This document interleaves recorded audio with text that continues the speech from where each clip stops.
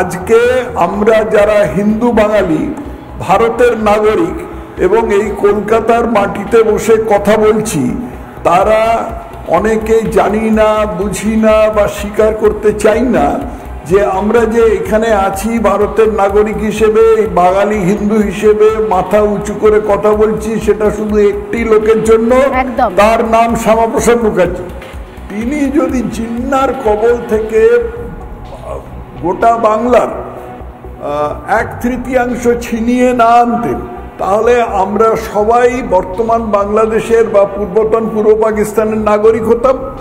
হয়তো ধর্মান্তরিত হয়ে যেতাম, হয়তো পদ্মা মেঘনায় ঝাঁপ দিতাম, কি হতো আমি জানি না। কিন্তু শ্যামাপ্রসাদ মুখার্জি ছিলেন বলে ঈশ্বরকে ধন্যবাদ, আমাদের তা করতে হয়নি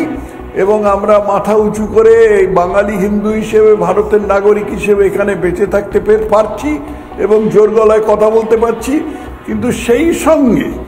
যেহেতু মুসলমান ভোটকে তোয়াজ করতেই হবে, সেই জন্য শ্যামাপ্রসাদের অবদানটা যতদূর সম্ভব আমরা লুকিয়ে রাখতে চেষ্টা করি।